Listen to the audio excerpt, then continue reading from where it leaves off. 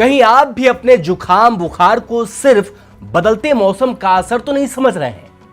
थोड़ा सावधान हो जाइए, क्योंकि कोरोना वायरस एक बार फिर से भारत में पैर पसार रहा है। हाल के हफ्तों में कोविड-19 के केस तेजी से बढ़ रहे हैं और इस बार 4 नए ओमिक्रॉन सा वेरिएंट्स चर्चा में हैं।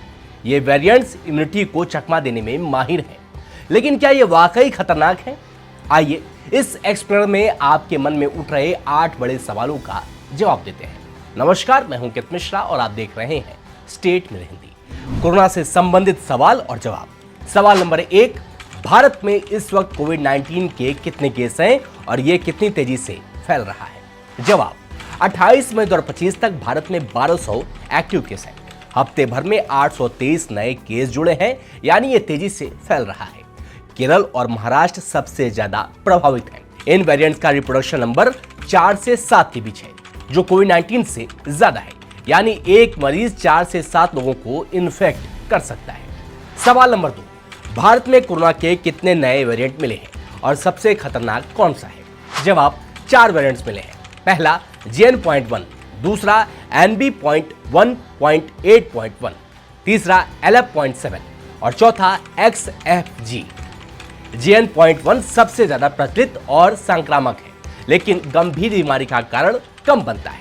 WHO के मुताबिक ये डेल्टा या शुरुआती ओमिक्रॉन जितना खतरनाक नहीं है।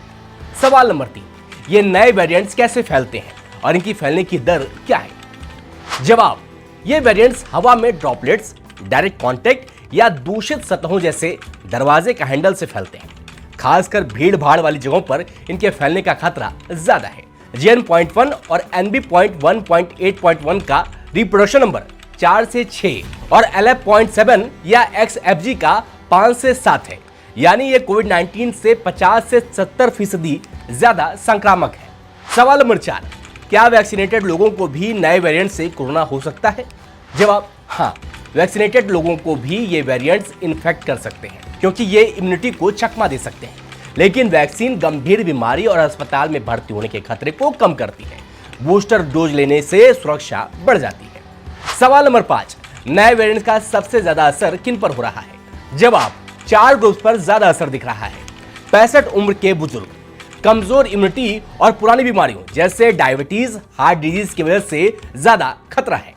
1 साल से छोटे बच्चे, भारत में ऐसे मामले कम हैं, लेकिन एम्स ऋषिकेश में एक बच्चे का केस मिला हुआ है।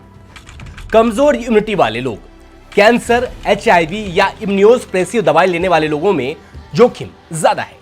ज्यादा सफर करने वाले, फ्लाइट्स और ट्रेनों में वायरस आसानी से फैलता है।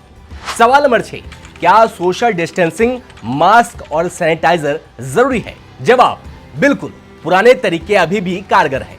मास्क पहनें, खासकर मेट्रो, बस या भीड़ में। हाथ बार बार धोएं, सैनिटाइजर यूज करें और भीड़ भाड़ से बचें। ये सभी श्वसन रोगों से बचाव करते हैं। सवाल नंबर 7, नए वेरिएंट से बचने के लिए वैक्सीन या इलाज है? जवाब, हाँ, वैक्सीन उपलब्ध है। फाइजर बायोएनटेक XBB.1.5 और JN.1 जैसे वेरिएंट्स के खिलाफ 50 से 60% प्रभावी है। मॉडर्ना NB.1.8.1, LF.7 और XFG के लिए अपडेटेड लक्षणों को हल्का करती है। नोवावैक्स या कोवैक्स JN.1 सहित सभी वेरिएंट्स के खिलाफ 80 से 90% प्रभावी है। हालांकि वैक्सीन इन्फेक्शन को पूरी तरह रोक नहीं सकती, लेकिन गंभीरता कम कर सकती है। मास्क और सावधानी जरूरी है।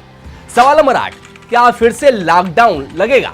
जवाब, अभी लॉकडाउन की जरूरत नहीं है। नए वेरिएंट्स तेजी से फैलते हैं, लेकिन पुराने कोविड-19 जितने घातक नहीं है। भारत में टीकाकरण कवरेज अच्छा है और मेडिकल सुविधाएं बेहतर हैं। सरकार ने अस्पतालों में बेड, ऑक्सीजन और दवाइयों की तैयारी शुरू कर दी है। अगर भविष्य में कोई खतरनाक वेरिएंट आता है, तभी लॉकडाउन पर विचार हो सकता है। बचाव के टिप्स, सतर्क रहें, घबराएं नहीं। मास्क पहनें, भीड़ में N95 या सर्जिकल मास्क यूज करें। हाथ धोएं, 20 सेकंड तक साबुन से हाथ धोएं।